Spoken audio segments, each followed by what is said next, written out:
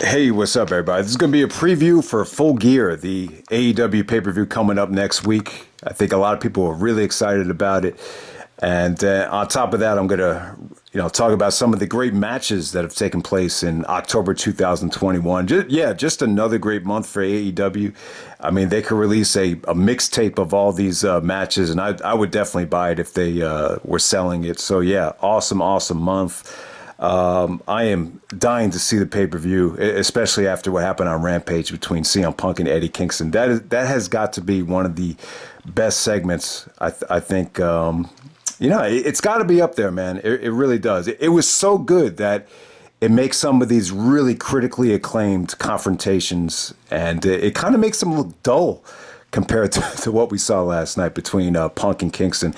That was really the one feud I was dying to see with this CM Punk return. But yeah, man, let me just focus on some of the great matches that have taken place. I know other guys have done lists and everything like that, so I'm not going to do a list for this month. I'm just going to kind of, I'm just going to ask I'm just going to ask everybody, what would be your choice for match of the month from AEW?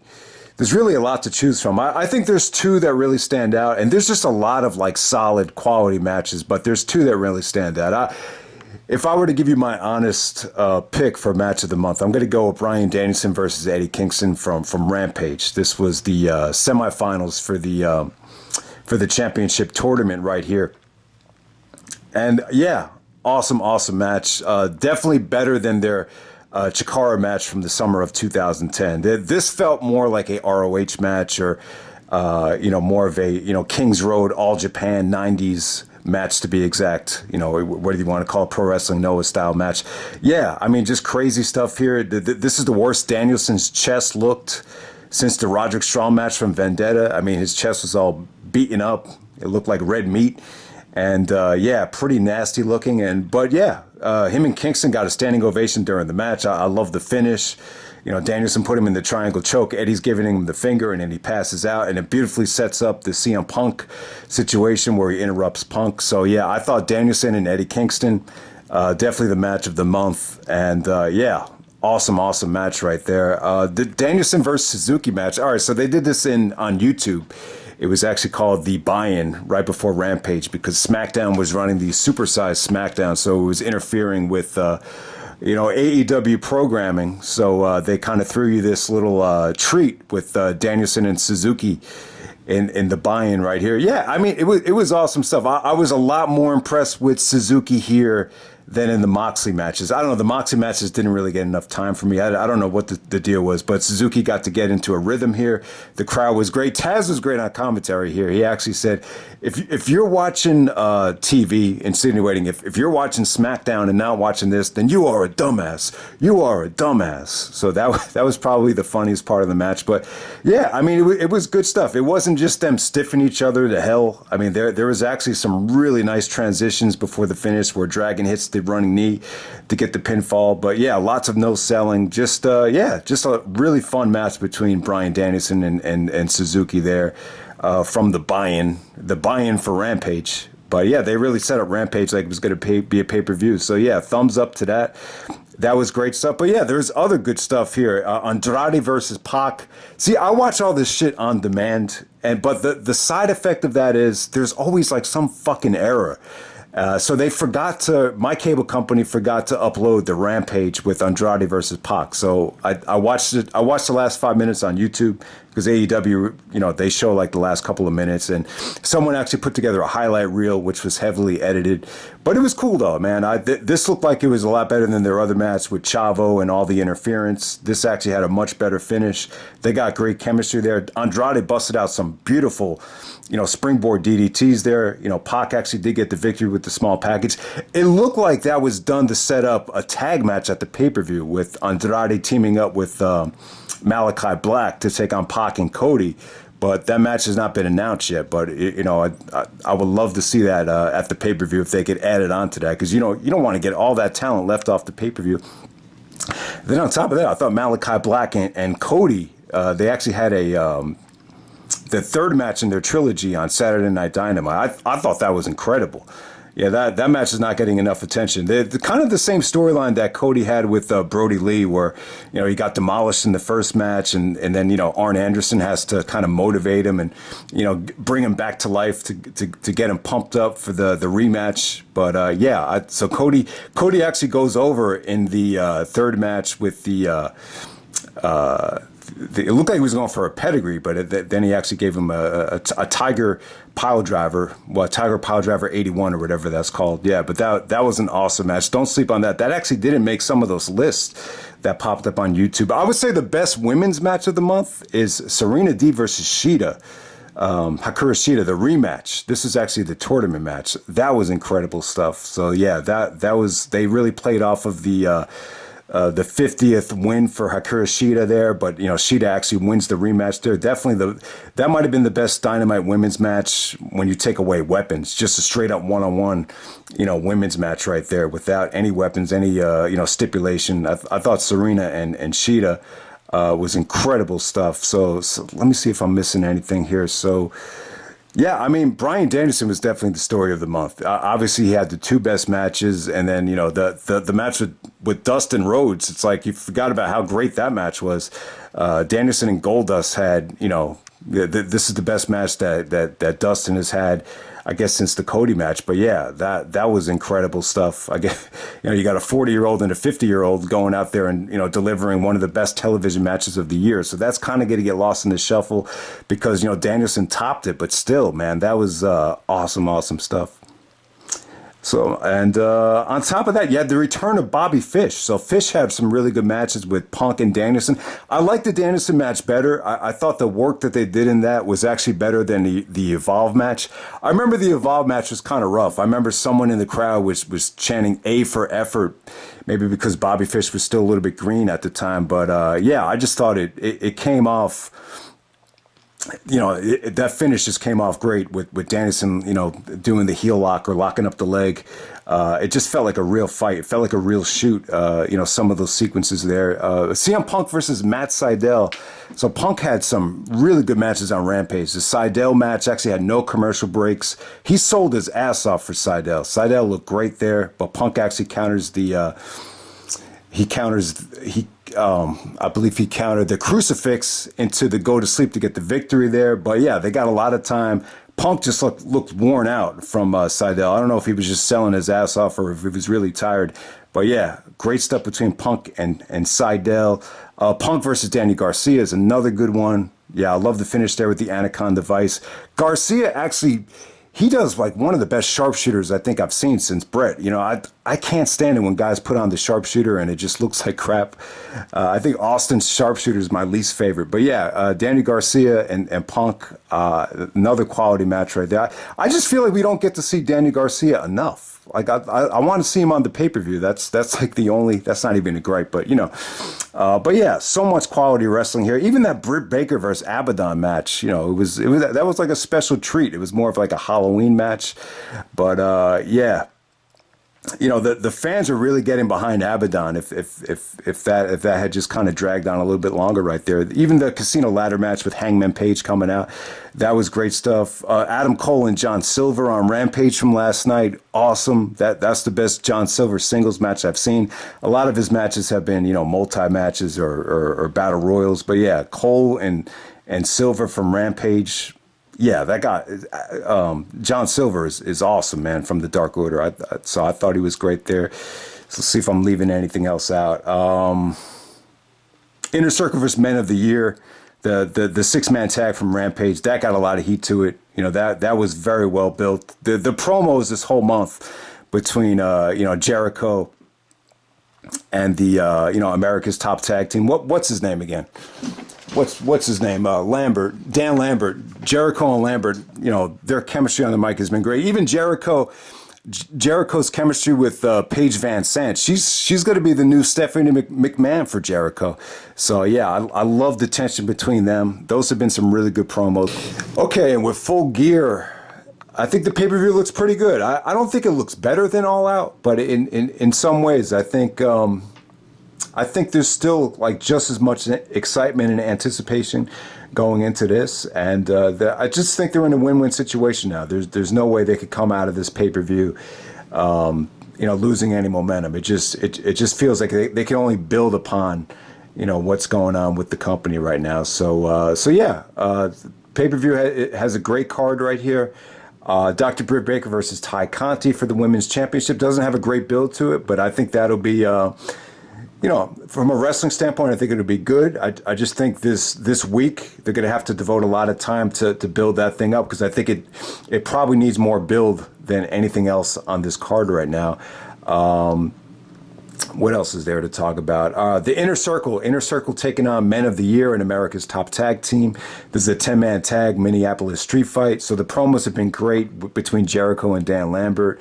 And yeah, there's just been a lot of combustible elements here. The Sammy cut a good promo with Dan Lambert, kind of gets you brainstorming and thinking about a possible member of the Inner Circle jumping ship. In a street fight situation, you never know, but we'll see what happens there. But yeah, Dan Lambert's been great. Besides MJF, he's probably gotten more heat than anybody on the roster. The Lucha Brothers taking on the FTR for the tag team titles. I think that'll be an awesome match right there. That's a win-win situation. You got the high flyers going up against the fundamentally sound FTR. FTR actually lost the belts last year at Full Gear, so it should be interesting to see if they win them back here. They actually did win the AAA belts from the Lucha Brothers when they disguised themselves as green luchadors. So there we go with that. Also, you get the rematch from Grand Slam. You get the Super Click. Super Click of Adam Cole and the Young Bucks taking on Christian Cage. Christian coming off of losing the Impact Championship.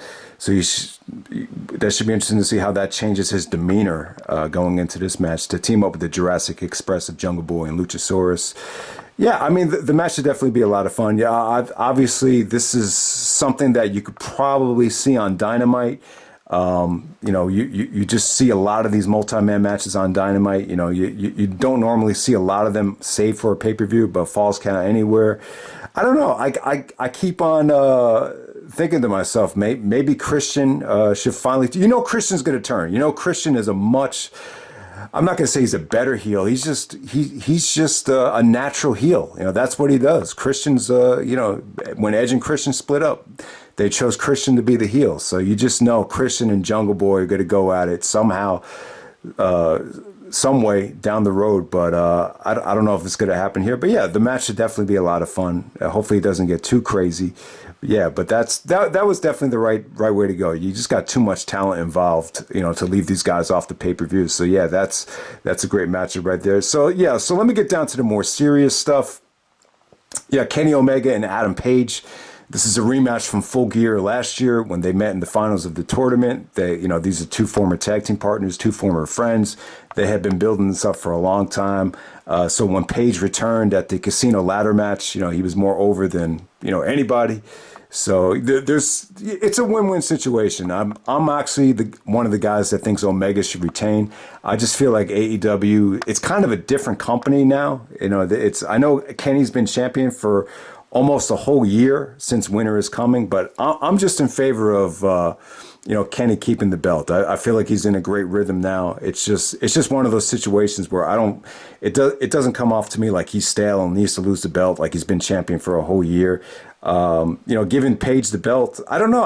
I kind of get the feeling like, yeah, most of the fan base loves Adam Page, but I think there's a small portion of the AEW fans that are still kind of warming up to Adam Page. So, but no matter how they book it, it's a win-win situation. Maybe we'll get Omega versus Danielson and Winter is Coming. If you were to bet on it, you'll probably get Adam Page versus Miro at Winter is Coming. So we'll see what happens there. I'm just in favor of saving Kenny and Danielson for a pay-per-view. I think it'd be a mistake to give it away twice on free TV, but we'll see what happens. All right, so next up, Darby versus MJF. Awesome match right there. I could definitely see Wardlow costing MJF this match. I just think this is a tough situation because both guys are actually coming off losses at All Out. Darby lost to Punk, MJF lost to Jericho. The Darby match was promoted on a higher level, so you would think they would reward Darby with the win here. So I could definitely see Darby going over, and then maybe down the line, MJF will probably get a title shot. I could definitely see that happening. But yeah, MJF has been on fire on the mic. Him and Darby have cut some really good promos together, some really good segments. So yeah, the match has had an incredible amount of build up. So yeah, can't wait to see that. Bryan Danielson versus Miro. Yeah, don't want to forget about this. The tournament final right here. So yeah, it sucks that Moxley had to enter rehab, whatever he's going through. Hopefully he gets well. Danielson versus Moxley would have been a huge attraction for the pay-per-view. But yeah, Miro, Rusev, whatever you want to call him, it's a great matchup because I don't think Danielson and Rusev ever touched in WWE. Rusev was getting that huge push around the time when Danielson was going through his injury issues. So this has a David versus Goliath feel. Danielson wrestles bigger men very well. Obviously, the Morishima matches were incredible. So I just think Miro's healthy. Hopefully he's healthy. I'm going to assume part of the reason why he dropped the TNT Championship so abruptly had to do with an injury. You saw his leg all taped up. I think they made reference to him having some back issues during the match with Orange Cassidy. But yeah, Bryan Danielson versus Miro. It should be an awesome match, unpredictable match as well. You would think Danielson would go over because Miro wasn't officially entered into the tournament. But a lot of times when you'll see someone just jump into the tournament out of the blue, usually they win it. So it should be really interesting to see how they book this thing. But yeah, and then the match that I'm really looking forward to, we got CM Punk versus Eddie Kingston. Yeah, man, that segment was amazing right there between Punk and Kingston. They set it up really well after Eddie lost to Bryan Danielson on Rampage. But it was just one of those things that just had you thinking, brainstorming. And, when I woke up this morning, it was the first thing on my mind. So that kind of lets you know that it really worked between them. And when I think about Eddie Kingston and Ring of Honor, it's like, Eddie Kingston didn't officially show up on a Ring of Honor show until after Punk was already in the WWE. You saw Eddie in the Cage of Death match at Death Before Dishonor 4 during the CZW feud. But yeah, Eddie was talking about stuff that was going back to 2004, like during the heyday with Gabe and Samoa Joe and Homicide and Punk. Like we all judged Eddie Kingston. We decided not to bring him in. It's like, wow, I didn't realize it was that heated between them. So yeah, I think they did a beautiful job of selling the fact that they hated each other. Because I was under the belief that they were really good friends. Now, if you listen to some of these press conferences with Punk talked about how he was talking to Eddie his first night back, and he told him he was nervous, and Eddie was like, "Yo, Punk, why are you nervous? Why are you nervous?" So obviously, I think they are pretty good friends. But yeah, it kind of leaves you scratching your head as to what was going on with Eddie Kingston in Ring of Honor. Like, how come they didn't bring him in? And where does Chris Hero fit into all this? Like, and I think the AEW has so much talent right now. I'm not going to say that they need anybody else, but it'd be really nice for Chris Hero to be involved in this match. Maybe like a one-time thing, like they did with Homicide at Grand Slam, because Chris Hero was a huge part of the whole situation with Ring of Honor and Eddie not being involved in ROH. And the only show that I have with Punk and Kingston is the Ted Petty show, the Ted Petty 2004 tournament. So Eddie's actually on that show. I think he was involved in some weird backstage segment, but I don't think he was officially into the tournament. But yeah, I just knew these two were made for each other. I've never seen them wrestle before. Maybe they wrestled in IWA Mid-South or whatever, but you just knew that they were going to deliver a must-see segment. And the funny thing is, Eddie Kingston pulled off one of the best segments ever wearing a Knicks shirt. So yeah, I don't know what that says. Maybe that's a good sign for the Knicks, but yeah, man, just that headbutt when he said, after I beat your ass, you're gonna, you go quit for another 7 years, and then Punk gives him the headbutt. Yeah, the segment was great. It's to me like this even blows away like some of these critically acclaimed segments that we've seen in the past. Like, how does this even compare to Rock Austin with Jim Ross sitting down with both of those guys? Like, it blows it away for me. And even when you compare this to Angle versus Joe, there's just a layer of just, realness here that a lot of those other ones just didn't have. Like, but I don't want to. There's just a lot to say about it, man. It was awesome stuff, man. Eddie Kingston is just a man, and it's funny. Like the fans really got on Eddie's side. Punk was actually treated like a god when he came out, just like always. But it seemed like the fans really, got behind what Eddie was saying. It's like, you judge me, but yeah, he's just an emotional ball of fire, Eddie Kingston. And when you're that emotional, I definitely think it has sometimes the negative does outweigh the positive. But from time to time, when you're trying to sell a pay-per-view or you're looking for that to build tension and just create that moment of greatness, there's nobody better at that style of promo than Eddie Kingston right there. It's almost like he out-promoed Punk in that segment. So yeah, it makes you excited to see it. That's why I'm so happy Punk is back. Obviously, Punk versus Danielson and Punk versus all these other great wrestlers are going to be great matches. But I was really excited to see the interaction with Punk and Eddie Kingston. Hopefully down the road, Punk versus MJF and Punk versus Colt Cabana.